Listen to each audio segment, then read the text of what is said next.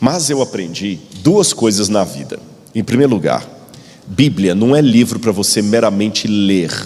Você tem que pesquisar, investigar, ler uma vez, ler duas, com oração, tempo, paciência e orientação do Espírito. Aí um belo dia, clica aquela luz e você vê uma coisa que estava ali perante os seus olhos e a ficha não tinha caído. E depois de estudar Jó, eu cheguei a uma conclusão que, sem querer ser dono da verdade ou especialista em Deus, não é esse o meu papel, eu gostaria de humildemente compartilhar com você de casa e com os irmãos e irmãs que estão aqui o que eu descobri do livro de Jó, que me deu paz com esse livro e entendi por que esse livro pode me dar uma resposta. E segundo, eu aprendi que na vida muitas coisas mudam radicalmente de contexto, de conceito, quando você conhece a história por detrás delas. Eu vou contar uma historinha para vocês. O mestre Jesus muitas vezes fazia o seu sermão baseado em parábolas. Eu vou contar uma parábola para você. Uma vez um trem de ferro estava viajando entre estados nos Estados Unidos da América, e de madrugada ali no trem, aquele barulho que até dá para ninar, né? Uma criança de colo começou a chorar copiosamente, e gritava, e um outro menininho também gritando e tudo, e aquilo começou a incomodar os passageiros. O sujeito tentava dormir aqui, tentava dormir para lá, sentado, e quem já viajou de avião, que vê às vezes uma criança gritando a noite toda ali, por mais sensível que você seja, incomoda. Não incomoda quando é o seu, mas quando é o do outro incomoda. E a criança não parava, e daqui a pouquinho começaram os murmúrios. Aí ó, isso aqui é mãe que não sabe educar filho, deve ser mãe de primeira viagem. Os meus nunca fizeram isso, porque eu ensinava em casa. Não tem aqueles comentários que muitas mães fazem, né? Lá, isso é choro de birra, de manha. Uma falou assim, gente, nossa, essa criança não cala.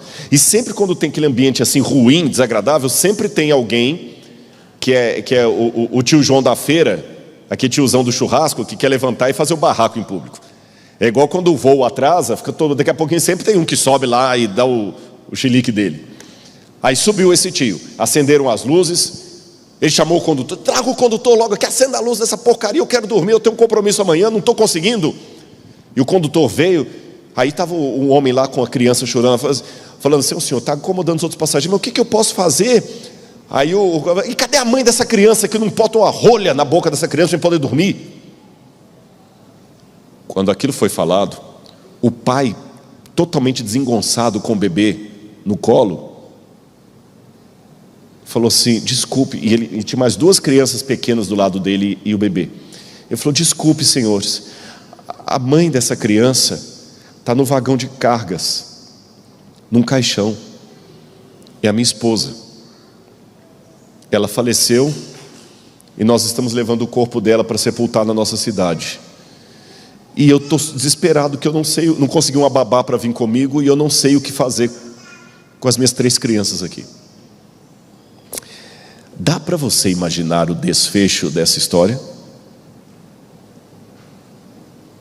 Na hora, todo mundo mudou de percepção.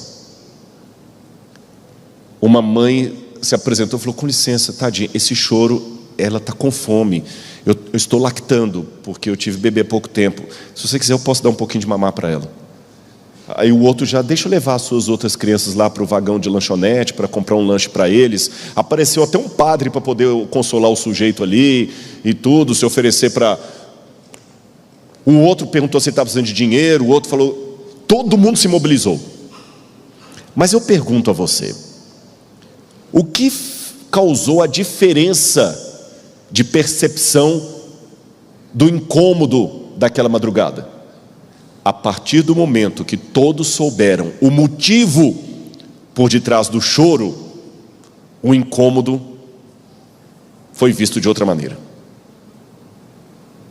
Perceberam? Então eu descobri, através de uma autora adventista chamada Ellen White, uma coisa muito interessante. Eu sei que alguns acreditam que os adventistas são seita, porque pensam que Ellen White foi inspirada por Deus. Esqueça essa ideia adventista. Estou falando do ponto de vista acadêmico. Ela escreveu um livro chamado O Grande Conflito. E olhando apenas como teólogo, o livro dela, O Grande Conflito, é uma novidade teológica tão bem montada que ela mereceria um título honoris causa de doutora em teologia. Porque é inédito. Ela criou um framework, um arcabouço para o grande conflito, que somando esse insight de Ellen White com o livro de Jó, eu pude agora ver os meus problemas na mesma perspectiva da historinha do trem de ferro que eu acabei de contar para vocês. Quando nós conhecemos o pano de fundo que está por detrás da história, o choro irritante da criança passa a ser um motivo de piedade, de compreensão e tolerância. E entre aspas, você tem muito chorinho de criança te incomodando na vida, e você reclama justamente por desconhecer o pano de fundo que está por detrás disso. Aliás, você sabe que a fundamentação teórica da gente é levantada às vezes através de diferentes autores. Eu falei de Ellen White, falei do livro de Jó, e vou falar também de Aristóteles. Aristóteles escreveu a Ética Nicômaco, o seu filho Nicômaco, e tem insights brilhantes de Aristóteles ali. Aristóteles, acho que foi maior do que Sócrates até. E Aristóteles dizia que os homens, todos eles, desejam naturalmente saber. Muitos, contudo, se perdem nessa tarefa ao longo da vida, talvez por desconhecerem o caminho. E eu falei, Aristóteles está certo. Se eu souber o caminho, se eu souber o pano de fundo, o choro da criança, que na minha ilustração aqui pode ser uma doença, um câncer, uma provação, uma desgraça qualquer, vai ter um outro significado se eu souber o framework da história que Ellen White chamou de o grande conflito entre o bem e o mal, entre Deus e Satanás. E o livro de Jó me ajuda nesse sentido. Vamos resumir a história de Jó para benefício daqueles que talvez nunca leram a história. São 42 capítulos, eu não vou ler tudo para você aqui agora, mas é mais ou menos assim a história. Já comecei que Jó era um homem íntegro, fiel a Deus, bom. E Jó, além de ser tudo isso, ele era muito próspero, ele tinha muito dinheiro. E tendo o seu dinheiro, que aumentava cada vez mais, ele repartia com os pobres, tinha filhos e filhas. E ele, por ser um homem piedoso, todas as vezes que podia, ele realizava um sacrifício a Deus, orando e intercedendo pelos seus filhos, enquanto eles estavam fazendo a festa deles, para que nenhum se perdesse. Até que um belo dia, a Bíblia fala que os filhos de Deus, essa expressão filhos de Deus em hebraico, Bnei Elohim, que pode ser uma expressão atribuída tanto a seres humanos quanto a anjos e seres de outros mundos criados por Deus. A Bíblia fala que os Bnei Elohim, que os filhos de Deus vieram comparecer perante Deus no céu. E entre eles veio também Satanás. E aparentemente, quando Satanás chega, Deus pergunta para o diabo: você já viu meu servo Jó? E o diabo: vi, ele está próspero, ele está louvando o Senhor, porque o Senhor enche Jó de presentes, tira dele as bênçãos e ele vai te amaldiçoar. Deus falou: não vai, vai. E então Deus fala: tá bom, pode ir lá e pode tirar tudo de Jó, você só não vai colocar a mão na vida dele, não vai matá-lo. O diabo desceu e começou a tentar a vida de Jó, começou a trazer desgraças para ele, cada notícia pior do que a outra. Veio um vendaval, matou o gado dele, os animais dele, ele perdeu de uma noite para o dia toda a herança dele. Além disso, trouxeram notícia que numa dessas tragédias, todos os filhos morreram de uma só vez. Reza o ditado que é natural o filho sepultar o pai, mas não é natural o pai sepultar o filho ou a mãe. Imagina você sepultar todos. Jó rasga sua veste como um patriarca do Oriente Médio, e depois de perder tudo, onde ele vai morar? No lixão da cidade. E como se já não bastasse toda a tragédia da vida dele, ele começa a ter doenças de pele. Um homem que antes com uma canetada removia reis ou estabelecia reis, para fazer uma paráfrase da Bíblia, agora está no lixão da cidade, coçando as suas feridas com um caco de telha. Para piorar a história, vem a pressão psicológica. a mulher dele começa a culpá-lo pela morte dos filhos, por tudo que aconteceu. E vem 3 amigos de Jó, ainda prósperos, para consolá-lo na sua dor, e sentam ali e ficam calados. Na sequência do livro, Jó começa a desabafar os problemas dele. E os amigos o interpelam, falando: Jó, você está ficando louco, não fale isso de Deus. E começam a falar, e tem um diálogo, e réplica e tréplica. No final, Jó fala assim: mas eu sou inocente. Aparece um último, que repreende aqueles amigos de Jó. E aí, finalmente, Deus surge na história. Ele faz uma série de perguntas para Jó. E no final do livro, restaura para Jó, dá novos filhos para ele, restaura o dinheiro dele, e assim termina a história. Olhando isso grosso modo, você há de concordar comigo que é uma história que parece muito ridícula até, pueril. Como a criança chorando no trem de ferro de madrugada sem você saber o motivo. Mas eu me fiz muitas perguntas acerca de Jó. A primeira delas é o problema da aposta. Porque quando você lê aparentemente o livro de Jó, parece que tudo não passa de uma aposta de Deus com o diabo, fazendo o ser humano um joguete do capricho divino. O diabo fala: Jó é infiel. Deus diz: Jó é fiel. Não é, não é, então vamos apostar, está aqui. Eu cubro a aposta. Eu me lembro até de uma comédia antiga, chamada Trocando as Bolas, onde 2 empresários fizeram uma aposta sobre como é que oportunidades podiam mudar o caráter de um homem. Então eles fazem de tudo para que um executivo perca tudo e vá para a sarjeta, e um homeless, um sem-teto, se torne executivo. Bagunça a vida dos 2. E no final da comédia, ironia das ironias, o que perde a aposta paga para o outro $1. $1. A comédia quer mostrar que muitas vezes para os milionários você não passa de uma aposta de $1. E será que eu também para Deus sou só isso? Uma aposta do capricho dele com o diabo? Para provar que o diabo estava errado, eu precisava de Jó passar por tudo aquilo? Outro problema que eu tenho é que normalmente as pessoas, quando vão falar do livro de Jó, enaltecem o caráter de Jó. Jó era o cara. Você já ouviu a expressão paciência de Jó? Paciente, firme. E os amigos de Jó, a gente detona. Você certamente, quando não foi bem tratado por um colega, falou: você está sendo um belo amigo de Jó.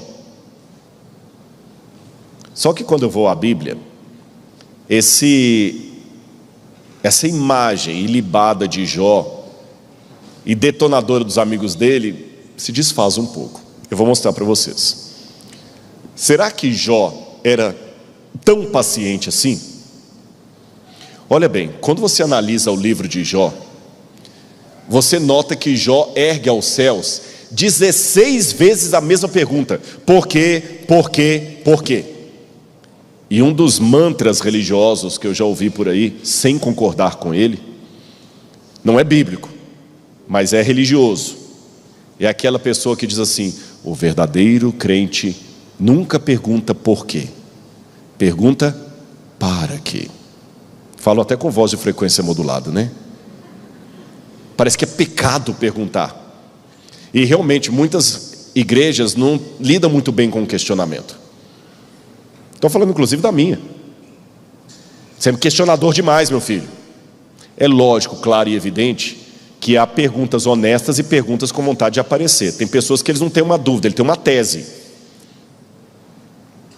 Mas tirando esses modos errados de fazer uma pergunta, eu quero me referir àqueles que honestamente têm porquês e que admitem: desculpe, a resposta que você está me dando, religioso, não está me satisfazendo. Você tem que aceitar pela fé. Eu até estava comentando com os amigos esses dias, muita expressão assim: volta para a Bíblia, você tem que olhar na Bíblia. Tá, mas o problema não é a Bíblia, eu não estou concordando com a interpretação da Bíblia que você está dando. Eu dou a minha interpretação da Bíblia, e quando você não concorda com ela, volte-se para a Bíblia. A sua resposta não me convenceu, você é muito questionador. Jesus terminou o ministério dele falando: Deus meu, por que me desamparaste? Lama sabachthani. Não foi porquê de resposta, foi porquê de pergunta. E mais, esse porquê de Jó, quando a gente vai olhar no livro, não é um porquê de curiosidade, como criança que está naquela fase da descoberta, que começa assim: mãe, por que a flor é amarela? Por que o passarinho voa? Por que o céu é azul? Não é aquele porquê de indagação infantil, é um porquê de protesto, é aquele porquê chato. Por que eu não posso pregar aqui? Por que eu não posso sentar aqui? Por que eu não posso entrar aí? Por que eu não posso ir lá? Sabe aquele porquê desafiador, porquê de adolescente? Por que eu tenho que fazer isso? O porquê de Jó não era um porquê de curiosidade, era um porquê de protesto. Outro problema: a única resposta que ele recebeu diante de tantos porquês foi o absoluto silêncio de Deus. Jó expôs a sua queixa 34 vezes. E novamente o que ele ouve? O silêncio de Deus.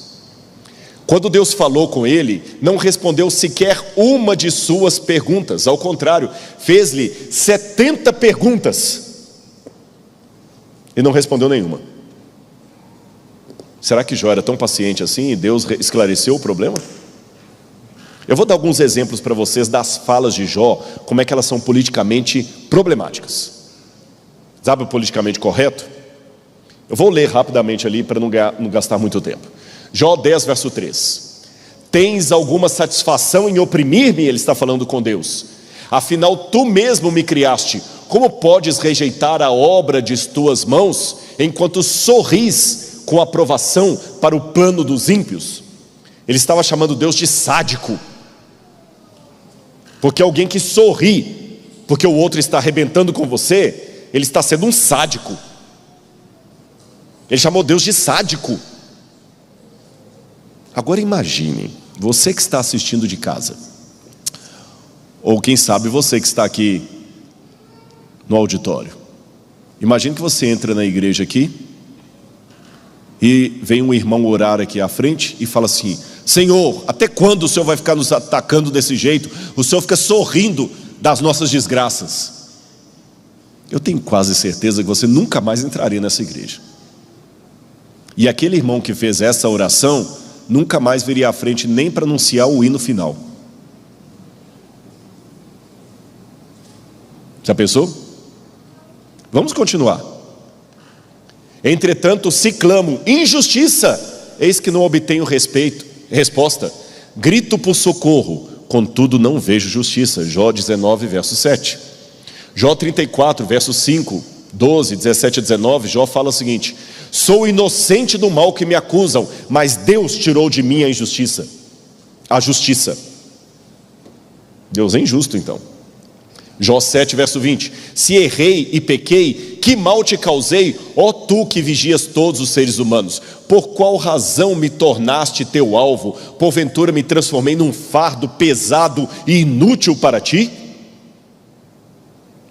E por último, Jó 16, 11 em diante. Deus me entrega nas mãos do ímpio e me faz cair nos ardis dos perversos. Gente, tem uma outra parte que Jó fala o seguinte: coloca Deus diante de mim e eu vou mostrar na cara dele que ele está sendo injusto. Tem uma hora que ele fala o seguinte: põe ele aqui, vem ele. Agora para o Senhor é fácil, dizia Jó. O Senhor não é homem como eu, o Senhor não sofre das canseiras dos mortais. É muito fácil para o Senhor aí, com todo o seu poder, ficar dando lição de moral, de como vencer os problemas. O Senhor não tem problemas. É triste isso. Eu imagino cá com os meus botões, que se um membro dessa igreja falasse essas coisas, se ele levantasse aqui e falasse assim: pastor, eu estou cansado de sofrer, porque esse Deus aqui, ele tem prazer do sofrimento, ele tira de mim a justiça. Eu tenho certeza que outros falam: irmão, calma, tem visita na igreja. Gente, desculpa, ele tem problema, viu? Você não ia querer alguém representando a igreja adventista com esse tipo de palavra. Não, Jó não é o melhor para nos representar, não. Que curioso, olha o paradoxo. O mesmo Jó que no início do sermão eu falei que era um homem íntegro, reto, que era aquele que todo mundo ia gostar de tê-lo representando o grupo, na hora da provação, é aquele que você não queria perto. E se alguém na igreja ousar falar a metade do que Jó falou, muitos vão falar: irmão, calma, isso é blasfêmia, irmão, confie em Deus. Antes que você se assuste com a Bíblia Sagrada, deixe-me dizer que Deus é menos ofendido pela sinceridade de um pecador do que pela hipocrisia de um santo. Não é reprimindo o seu sentimento que você vai resolver o problema. Agora, querem ver a contramão disso? A gente sempre detona com os amigos de Jó. Mas o problema é que quando eu vou ao texto, o discurso dos amigos de Jó é que parece politicamente correto. Querem ver? Vou dar um exemplo para você citando as palavras de Elifaz. Olha o que Elifaz diz para Jó: eis que tens ensinado a muitos e tens fortalecido mãos fracas. As tuas palavras têm sustentado os que tropeçavam, e os joelhos vacilantes tens fortificado. Mas agora, em chegado a tua vez, tu te enfadas. Sendo tu atingido, te perturbas. Jó 4, 3-5. O que Elifaz está falando? Poxa, Jó, você consolou tanta gente, agora que o problema bate à sua porta, você reclama? O que você pregou para os outros não serve para você? Qual o problema teológico do que Elifaz está falando? Nenhum, está correto. Outra fala de Elifaz: lembra-te, acaso já pereceu algum inocente? E onde foram os retos destruídos? Segundo eu tenho visto, os que lavram a iniquidade e semeiam o mal, isto mesmo eles cegam. Jó capítulo 4, versos 7-8. Ou seja, Jó que falava: Deus tem prazer em me oprimir, Deus tirou de mim a justiça. Ele faz: não, Deus não faz nada de errado. Ele faz está certo ou errado? Vocês estão com medo de responder? Ele está certo. Outra fala de Elifaz: queres seguir a rota antiga que os homens iníquos pisaram? Jó 22:15. Você vai continuar falando essas bobagens contra Deus? Quanto a mim, continua Elifaz, eu buscaria a Deus, e a Ele entregaria a minha causa. Escuta-me, mostrar-te-ei o que tenho visto e te contarei. Eu entregarei minha causa a Deus. E por fim, os conselhos de Elifaz são sempre assim: reconcilia-te, se te converteres, mostrando-se como alguém que tem experiência com Deus. Ou aí deu um nó maior na minha cabeça, que quando eu vou para a Bíblia, parece que Jó que é o complicado teologicamente falando, e Elifaz e os amigos de Jó que são os corretos. Então onde é que está o erro, o problema dos amigos de Jó? Olha esse texto que eu gostaria de ler na Bíblia com vocês. Jó capítulo 2, verso 11. Abra a Bíblia comigo. Jó capítulo 2, verso 11. Quando Jó teve toda a sua desgraça e perdeu tudo, ele foi para o lixão da cidade. Quando os 3 amigos de Jó ouviram que todo esse mal havia caído sobre ele, vieram cada um do seu lugar. Elifaz, o temanita, Bildad, o suíta, e Zofar, o naamatita. Todos tinham combinado ir juntos, condoer-se dele e consolá-lo. Eu lembro que uma vez eu conversei com um grande empresário, riquíssimo, muito dinheiro mesmo, milionário, que um dia perdeu tudo. Ele descreveu para mim a situação dele. Ele tinha 3 filhos. Numa semana ele entraria numa concessionária e com o cartão de crédito compraria o carro mais caro importado sem perguntar o preço. Os filhos tinham motorista, segurança e mordomo. Na semana seguinte, ele não tinha dinheiro para pagar o supermercado, e os filhos tinham que ir de ônibus para a escola. E é interessante que quando ele perdeu tudo, os amigos que viviam pedindo coisa para ele desapareceram, como acontece em muitos casos das novelas da vida real. Só que com Jó foi diferente. Os 3 amigos dele, que nós falamos amigos de Jó, vieram consolá-lo. Saíram de onde estavam e vieram e ficaram sentados, calados com ele, sentados ali, condoendo-se com ele. Ora, eles tinham alguma ternura. Ninguém deixa o seu lugar de conforto, a sua zona de conforto, e vai lá para o lixão ficar com o que perdeu tudo. Mas alguém pode perguntar: tudo bem, Rodrigo, mas se eles eram ricos e prósperos, por que eles não ajudaram Jó? Imagine, você perde tudo, eu ainda tenho dinheiro. Eu vou lá te consolar, mas não te ofereço nem um tostão para te tirar do buraco. Sabem por que eles não ajudaram Jó? Eu vou explicar para vocês. Porque essa era a teodiceia da época. Agora você já sabe o sentido da palavra teodiceia. Naquela época acreditava-se que Deus era o responsável único por tudo o que acontece. Era a maneira que eles tinham de se expressar. Não cai uma folha da árvore sem que Deus não queira. E aquelas coisas que Deus não impediu eram discursadas como se Deus causou. Até a Bíblia usa essa linguagem do Oriente Médio, dizendo: Deus endureceu o coração de Faraó, um espírito da parte de Deus foi sobre Saul. Não é que Deus endureceu o coração de Faraó, mas aquilo que Deus não impedia, eles falavam Deus fez. Era a maneira que eles tinham de se expressar. E antes que você se assuste com essa maneira, saiba que mesmo a nossa bela e linda língua portuguesa também tem maneiras muito complicadas de se expressar em termos teológicos. Nós dizemos, por exemplo, vai com Deus, como se Deus não estivesse em toda parte. A gente fala o seguinte: não, se Deus quiser, você vai vencer essa. Aí quando você não vence é porque Deus não quis. Perceberam que mesmo a língua portuguesa tem que ser explicada, que se for pegada ao pé da letra, gera complicação? Não, se Deus quiser eu vou conseguir. Quer dizer que se eu não conseguir é porque Deus não quis. A gente joga nas costas de Deus.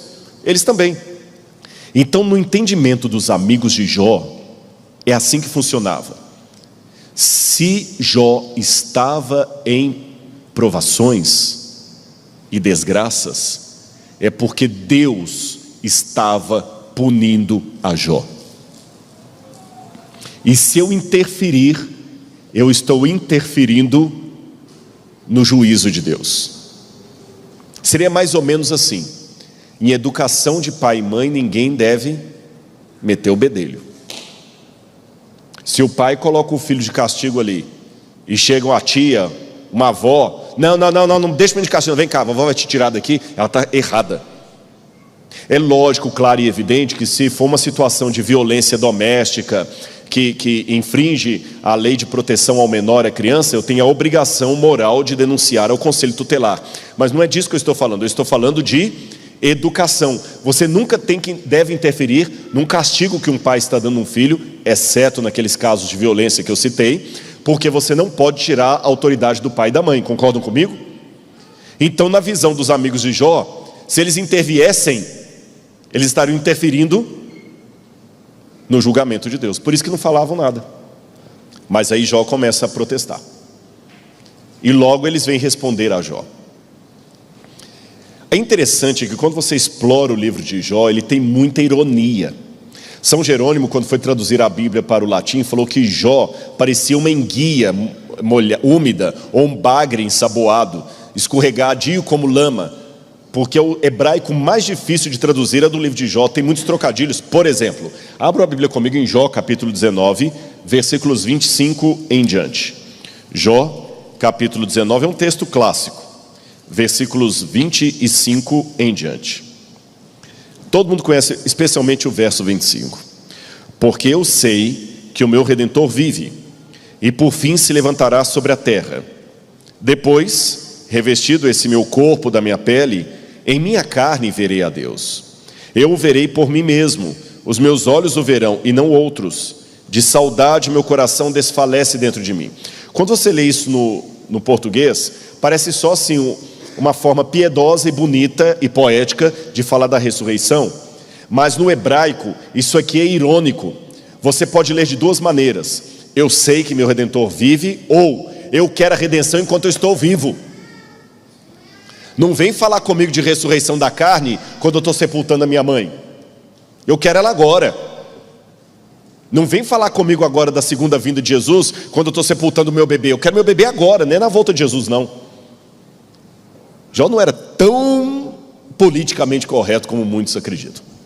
Bom, e qual o sentido do nome Jó? Há várias propostas. Uma delas é que Jó viria do hebraico Yov, que poderia ser o perseguido, o odiado, o inimigo. Mas existe uma outra possibilidade dada por Albright, que a palavra Jó seria uma contração de duas palavras. Ayá Abum, que seria a pergunta: onde está o meu pai? E eu gosto disso aqui. Onde está o meu pai? Na hora que eu estou mais sofrendo.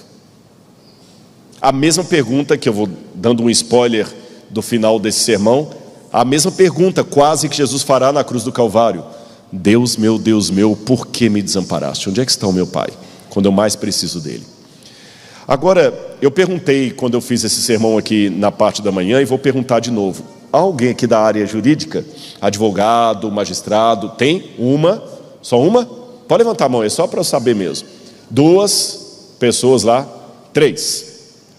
Você sabia, e você que está em casa, se houver alguém me assistindo que é um advogado, advogada, ou juiz, ou magistrado, desembargador, você sabia que o livro de Jó é, em essência, uma peça jurídica do Antigo Oriente Médio?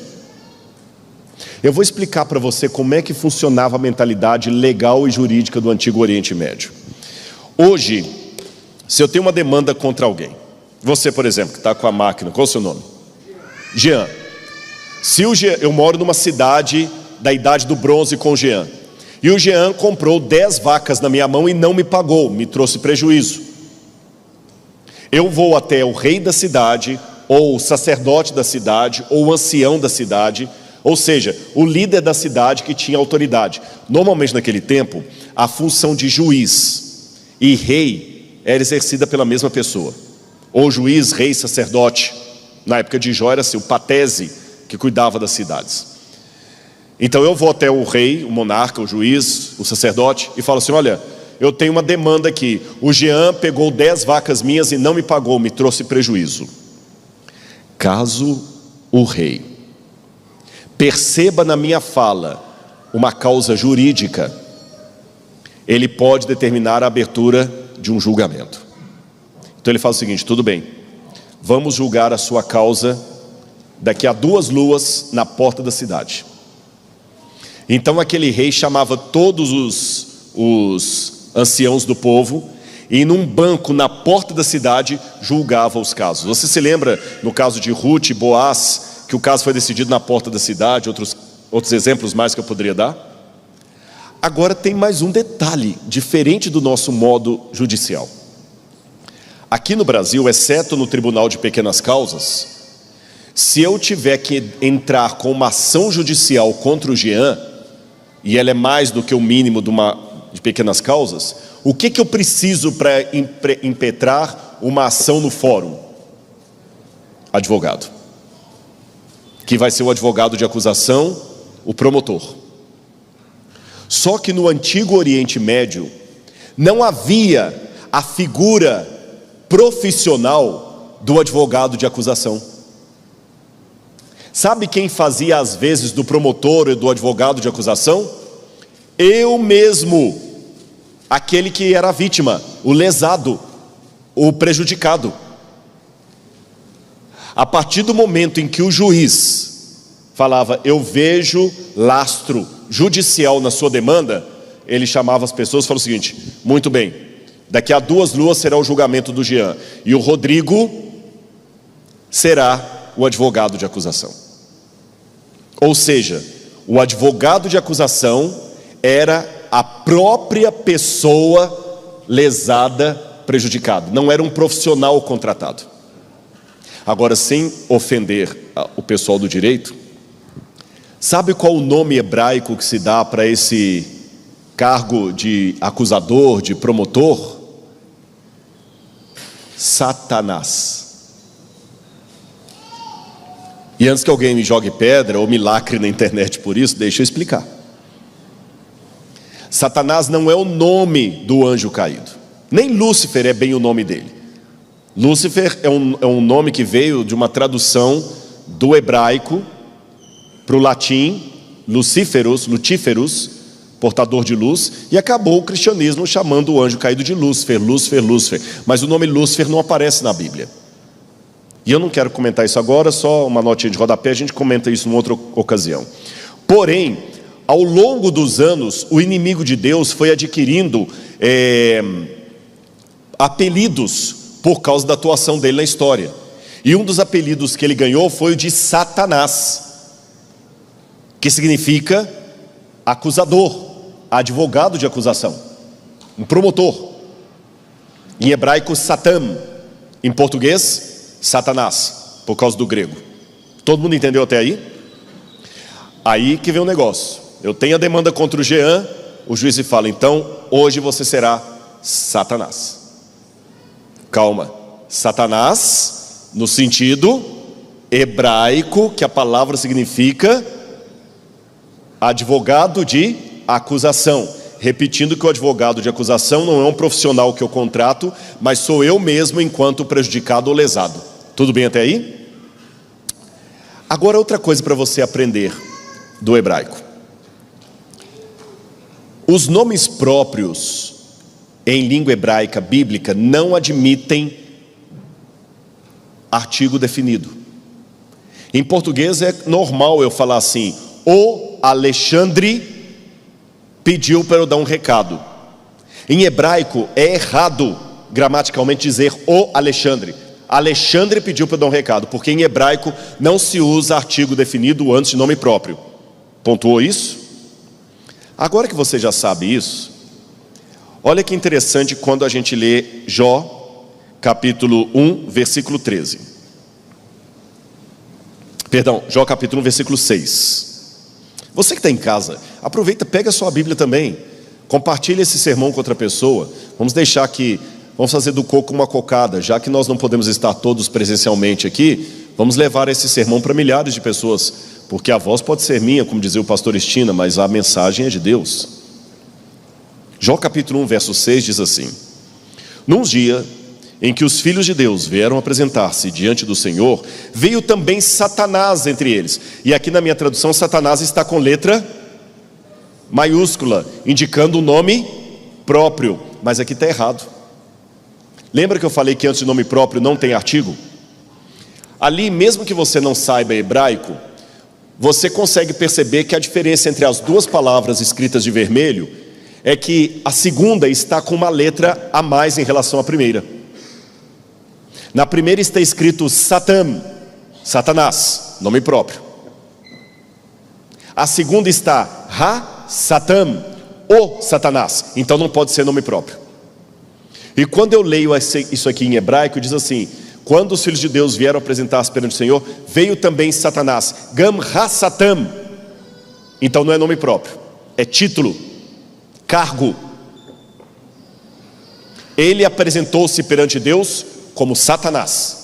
E o que é Satanás no direito do antigo Oriente Médio? Advogado de acusação. E quem é o advogado de acusação? Não é um profissional que eu contrato, mas sou eu mesmo enquanto prejudicado, enquanto lesado. Então, se ele apresenta perante Deus como Satanás, ele está se apresentando como um prejudicado. E alguém pode falar assim: Rodrigo, o que ele foi fazer diante de Deus? É interessante que por causa da novela Gênesis, muitas perguntas estão saltando na internet por aí. E eu quero até abrir um parênteses para dizer uma coisa que está me deixando muito feliz. Muita gente fala assim: Rodrigo, por que você está com o seu nome associado se você tem coisa na novela que eu sei que como adventista você não concorda? Por exemplo, o Satanás expulso do céu, caindo e matando os dinossauros. Sabe por quê? Porque graças àquela cena, você foi para a internet saber que ideia é aquela. É interessante que a Rede Globo, na mesma época que a novela foi lançada, lançou o Big Brother Brasil. Mas pela primeira vez, milhões de pessoas no Brasil não amanheceram comentando sobre a casa do Big Brother. Amanheceram comentando sobre o livro do Gênesis. Tá, mas tem coisa lá que a gente não concorda. Você tem um ótimo motivo para apresentar as razões porque você não concorda. Olha que interessante, tem um monte de gente agora falando assim: olha, os erros da novela. Que ótimo, o pessoal agora está assistindo isso tem da Bíblia. Voltou para a Bíblia. Se Paulo pôde usar o Deus desconhecido de Atenas como pauta para poder lançar, por que eu não posso começar por aquilo ali? Não é para substituir a Bíblia. Mas olha que interessante, por que você, ao invés de reclamar, não aproveita a oportunidade Eu não assisto novela. Amém, tudo bem. Mas já que a sua vizinha assiste, por que você não aproveita a novela que você não assiste e usa isso como argumento para oferecer o estudo bíblico para a sua vizinha que assiste? Não, menina, você está assistindo aquela novela? Não, não assisto novela. Eu achei uma coisa esquisita, o diabo caindo do céu, destruindo os dinossauros. Ah, é? Você achou estranho? Você não gostaria que eu fosse à sua casa dar um estudo bíblico sobre o Gênesis e te mostrar como é que foi a queda de Lúcifer? Ah, eu gostaria. Pronto. Valeu, ó. Quantas vezes na colportagem a gente aproveita uma situação para fazer uma ponte? Jesus não começou o evangelismo com a mulher samaritana dizendo que ele era o Messias. Ele começou pedindo água. Depois ele falou da vida dela, mandou que ela trouxesse o marido e fosse aqui. Só depois que ele se revelou como Messias. A gente não começa um estudo bíblico pelas doutrinas, você começa pela amizade, pelos pontos comuns. Paulo não começou falando de Deus em Atenas, ele começou falando do Deus desconhecido. Aproveita. Faça do limão uma limonada, faça do coco uma cocada. E eu vou aproveitar isso aqui agora. Já que um monte de gente perguntou daquela ideia de Lúcifer caindo do céu, veio a pergunta e a oportunidade para eu responder: quando, afinal de contas, Lúcifer caiu do céu? E eu vou responder para você em casa agora. Na verdade, eu já gravei um vídeo sobre isso, mas se você quiser ver de novo, eu vou falar aqui. Uma notinha rápida de rodapé. Não vai atrasar muito o sermão, não. Quando você vai a Apocalipse capítulo 12, lá descreve a expulsão de Satanás do céu. Aliás, lembra que eu falei que ele foi adquirindo apelidos ao longo do tempo? Satanás não é o único apelido dele. Ele tem um outro apelido, diabo. E de onde vem a palavra diabo? Em grego, a preposição dia significa através de. Diálogo, através da palavra. Dialética, através do argumento. Diáspora, semente lançada através dele. Diapasão, som através de. Diarreia, que corre através de. É grego. Está vendo como é que é fácil aprender grego? Então, quem foi meu aluno no seminário, eu sempre falava: vocês têm que usar grego no púlpito. E balos significa lançamento. Tanto é que quando você atira com um revólver, você atira uma bala. Quando você vai fazer um teste da balística, balo lançado através de. Balo lançado, lançado através de. Diabalus, aquele que foi lançado através de. Então ele foi lançado do céu na terra. Jesus falou que ele foi lançado como um raio. Lucas capítulo 10. Mas vamos voltar a Apocalipse 12. Apocalipse fala que houve peleja no céu. Miguel e seus anjos pelejaram contra o dragão. Também pelejaram o dragão e seus anjos, todavia não prevaleceram, nem mais se achou lugar deles no céu. E foi expulso o dragão, a antiga serpente, que se chama Diabo e Satanás. Você já sabe por que ele tem esses dois apelidos. Satanás porque ele é o reclamador, e Diabo porque ele foi lançado através de. Foi lançado para a terra com seus anjos. Mas espera um pouquinho. Olha o que diz o Apocalipse. Foi expulso a antiga serpente que se chama Diabo e Satanás. Raciocina comigo. Para o Apocalipse falar que foi expulsa a antiga serpente, é que essa expulsão tem que ter acontecido em algum momento depois da queda de Adão e Eva. Concordam comigo? Porque se ele já é expulso com o nome de antiga serpente, é porque ele já tinha atuado através da serpente. Além disso, o Apocalipse fala que essa expulsão do diabo do céu aconteceu numa época posterior à ascensão do Messias, porque a mulher dá à luz ao menino, ao Cristo, e esse menino ele sobe até o céu, e aí que Satanás é expulso do céu. Então, pela cronologia aqui, essa expulsão de Apocalipse capítulo 12 tem que acontecer depois da ressurreição e ascensão de Jesus. Tudo bem até aí? Mas aí eu tenho um problema, porque em Lucas capítulo 10, Jesus, antes de morrer e ressuscitar, declarou: eu via Satanás caindo do céu como um relâmpago, ou como um raio. E de fato, o livro História da Redenção mostra que ele já perdeu o lugar dele no céu lá no início da rebelião dele. Como é que eu resolvo isso? Jó me dá a resposta. Porque entre essa expulsão original dele do céu, antes da criação de Adão e Eva, ele já foi expulso do céu. Antes dessa expulsão dele do céu, e essa segunda expulsão dele depois da ressurreição de Jesus, tem o livro de Jó, que fala que os filhos de Deus foram comparecer perante o Senhor, e veio também Satanás entre eles. Essa expressão no hebraico, veio também Satanás, Gam ha-Satan, é uma expressão irônica. É como se dissesse assim: veio alguém que não teria direito de estar ali, que não era para estar ali. É como se falasse o seguinte: foi todo mundo lá em casa, fulano, beltrano, ciclano, e também a fulana de tal. Quando eu falo isso, você sabe que aquela não era para estar ali. Então por que ele foi comparecer perante Deus se ele foi expulso do céu? O diálogo dele com Satanás, o diálogo de Deus com Satanás me responde. Deus pergunta para ele: de onde vens? Mi-aí-tavô, que é um trocadilho em Jó, que significa: o que você está fazendo aqui? E olha a resposta irônica de Satanás. Volte a Bíblia comigo, Jó capítulo 1, versículo 7. Então o Senhor perguntou a Satanás: de onde vens? Que eu já expliquei, o que você está fazendo aqui?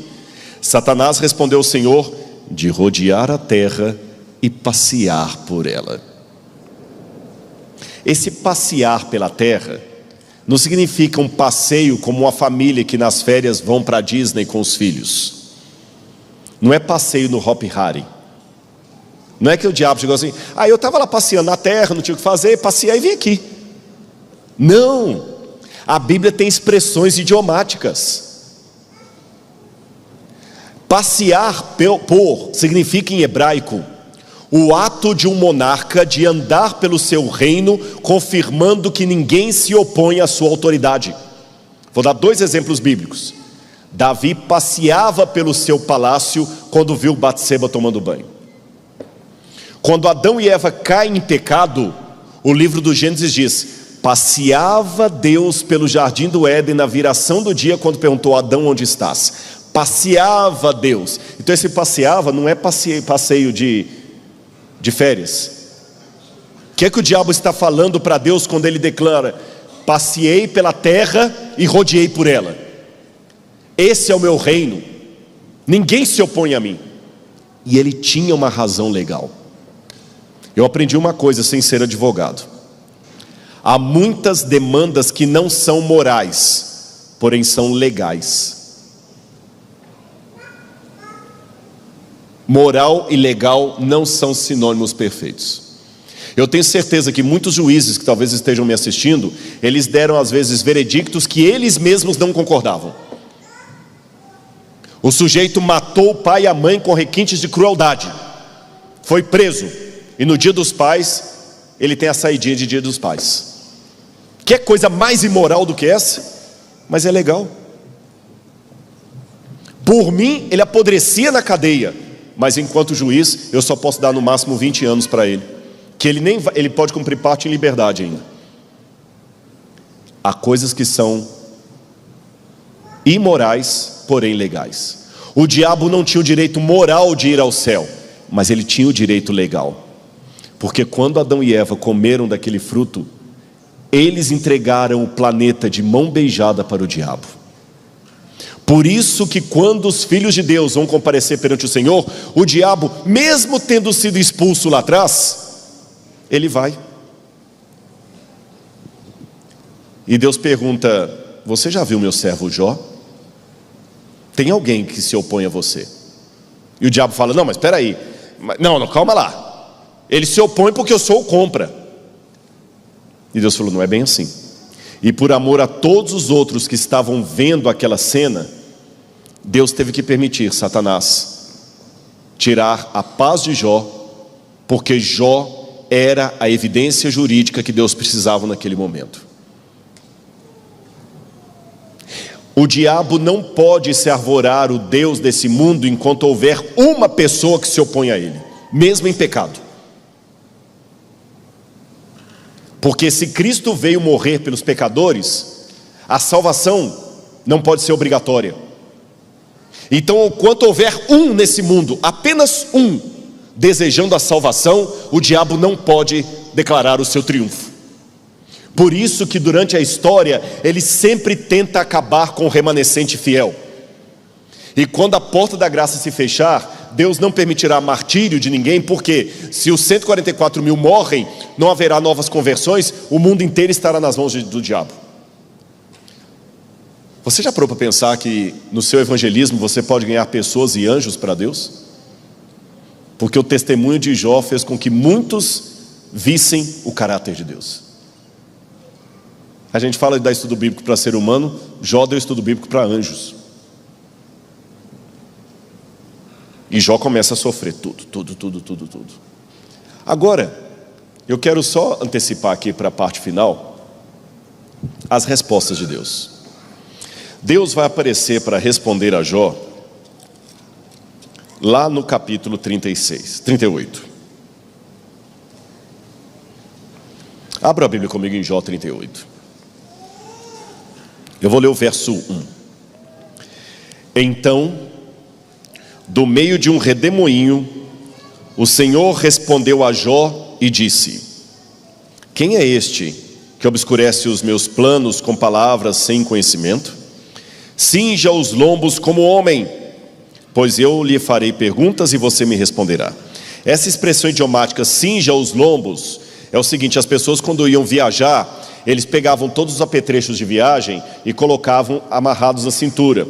Ou quando eles trabalhavam com aquelas túnicas maiores, no campo, qualquer coisa, ele pegava a túnica e rodava aqui tipo um fraldão e amarrava aqui nos rins mesmo, porque se precisasse correr ficava mais fácil. Então cingir os lombos ou amarrar os rins é uma expressão idiomática para vamos viajar. É como falar o seguinte: arruma as malas. E a forma como Deus aparece para Jó, gente, ela é icônica. Eu sei que para o nosso estilo de humor não parece engraçado, mas para o típico humor do Antigo Oriente Médio, foi uma cena muito pitoresca e engraçada. Deus aparecendo num redemoinho seria mais ou menos como se o Todo-Poderoso chegasse agora numa lambreta, daquelas lambretas dos anos 60, e quebrasse o clima pesado da história com um ar de graça.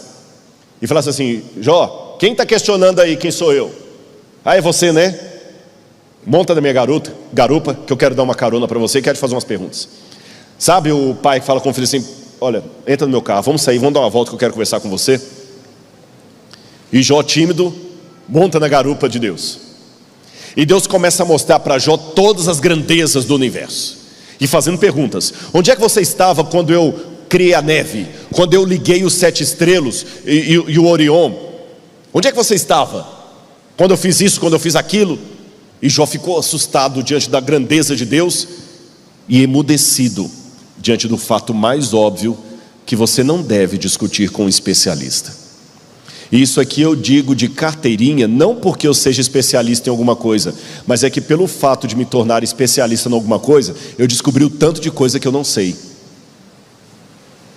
Acho que até um ato inconsciente, toda hora que eu falei do direito, eu olhei para você, porque eu sei que eu não sou da área, eu posso falar uma besteira. Por isso que eu não gosto de falar de tudo na internet, porque Jesus era o caminho, a verdade e a vida, e nem por isso ele deu palpite em tudo. Mas tem pessoas hoje que querem ser especialistas em tudo: economia, política, religião, tudo. Ele sabe de tudo. Tem o conhecimento vasto como o oceano e profundo como um pires. E uma característica do especialista é que ele faz coisas que você não entende. Pastor não entende construção, e toda vez que o pastor quis meter o bedelho para construir de um jeito diferente do que o irmão pedreiro estava notificando, depois teve que ir lá porque a igreja estava caindo. Ele fez teologia, ele não é pedreiro. Fique na sua área. Então, como se Deus falasse: Jó, você está querendo discutir comigo?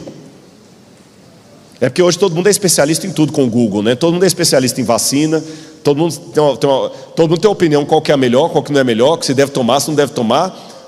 E o que você é formado em letras? Todo mundo tem opinião de tudo. Deus já para a tua opinião, você não sabe. Aí depois dessa volta, Deus chega com Jó no mesmo ponto onde ele parou. Aí Deus desce da lambreta, Jó desce da lambreta, e Jó já vai saindo cabisbaixo. E Deus fala, capítulo 40, verso 1. O Senhor disse mais a Jó: será que alguém usa de censuras, pode discutir com o Todo-Poderoso? Que responda isso àquele que critica Deus. Imagina a cena. Jó desceu da lambreta de Deus, cabisbaixo, o corpo fala, dizia Pierre Weil, e Jó ali triste, acabrunhado, e Deus, então, vai discutir comigo? E Jó foi sendo fininho, calado. Então Jó respondeu ao Senhor e disse: sou indigno, que responderia eu? Põe a minha mão sobre a boca, uma vez falei, não direi mais nada. Mais nada. E Deus falou assim: está satisfeito, Jó? Estou, sim, Senhor. Respondi a todas as suas perguntas? Sim, Senhor. Tem certeza? Tenho, sim, Senhor. Não vou falar mais nada, não. Eu respondi a tudo. Você entendeu agora o plano cósmico, que eu sei mais do que você? Mas espera aí, eu não respondi por que eu meti você nessa história. Uma coisa é saber o grande conflito de maneira cósmica, outra coisa é a minha biografia. Uma coisa é ver dados sobre o Covid na televisão, outra coisa é estar com um parente que eu amo entubado. A notícia tem outro sabor. Uma coisa é saber que o World Trade Center caiu em setembro nos Estados Unidos, outra coisa é ter minha filha trabalhando num andar que foi atingido pelos aviões. Jó, monta aí na carona, eu quero dar outra volta com você. Senhor, mas não precisa não. Entra. E Jó monta de novo na carupa de Deus. Só que dessa vez Deus não mostra as grandezas da natureza para Jó. Sabe o que Deus mostra? 2 paquidermes, que em hebraico são chamados de Leviatã, a serpente, o dragão do mar, e Behemoth, que seria um monstro da terra. É ruim que algumas traduções verteram esses nomes hebraicos de Leviatã por crocodilo e Behemoth por hipopótamo, mas eu não gosto dessas traduções. Eu prefiro deixar Leviatã e Behemoth, que são 2 típicos animais que não tem na fauna.